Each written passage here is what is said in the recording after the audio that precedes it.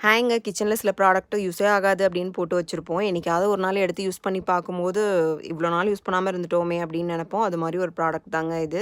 காய்கறி கட் பண்ணுறதுங்க. ஆஃபீஸ் போகிறவங்களுக்குலாம் ரொம்பவே யூஸ்ஃபுல்லாக இருக்கும்.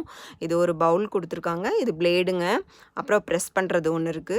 அப்புறம் மூடி இருக்குங்க. மூடிங்க. இது எப்படி யூஸ் பண்ணுறதுன்னு சொல்லி நெறைய பேர் வச்சிருப்பீங்க. நான் வச்சிருக்காதவங்களுக்காக சொல்றேங்க. இத வாங்கி யூஸ் பண்ணுங்க. ரொம்பவே யூஸ்ஃபுல்லா இருக்குங்க.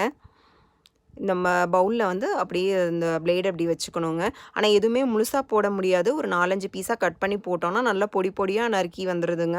ஆனா ரொம்ப ஹார்டான அந்த கிழங்கு, சேனக்கிழங்கு அது மாரிலாம் இருக்கு இல்லைங்களா? அது மாரிலாம் போட முடியாது. மித்த காய்கறிகள் எல்லாமே நல்லா நைஸா கட் பண்ணுதுங்க. இப்போ வந்து வெங்காயத்த கட் பண்ணி வச்சிருக்கிறத போட்டாச்சு. இந்த ஓட்டை இருக்கு இல்லைங்களா? அந்த ஓட்டையில வந்து நம்ம இந்த ப்ரெஸ் பண்ணுறது காமிச்சேன் இல்லைங்களா? அது நல்லா கரெக்ட்டா உட்கார்ற மாரி அப்படியே வச்சிரணுங்க. இப்போ அது கரெக்ட்டா உட்காந்துருக்கு பாருங்க. இப்படி ஒரு 4, 5 தடவ ப்ரெஸ் பண்ணோம்னா, நல்ல பொடி பொடியா நல்லா கட்டாயி வந்துருங்க. எவ்வளோ பொடியா கட்டாயி வந்திருக்கு பாருங்க. அத அப்படியே எடுத்து பிளேட்ல கொட்ட வேண்டியதாங்க. இப்போ உருளைக்கிழங்கு, தக்காளி எல்லாமே கட் பண்ணி காமிக்கிறேங்க. நல்லா நைஸா கட்டாயி வந்திருக்கும். ஆனா என்னன்னா, முழுசா போட முடியாது. ஒரு 4 பீஸா கட் பண்ணி போட்டோம்னா, நல்லா பொடி பொடியா கட்டாயி வந்திருக்கும். உங்களுக்கு இந்த ப்ராடக்ட் பிடிச்சிருந்ததுன்னா வாங்கி யூஸ் பண்ணி பாருங்க. என் வீடியோ உங்களுக்கு பிடிச்சிருந்ததுன்னா, என் சேனல சப்ஸ்கிரைப் பண்ணிக்கோங்க. தேங்க்ஸ் ஃபார் வாட்சிங்.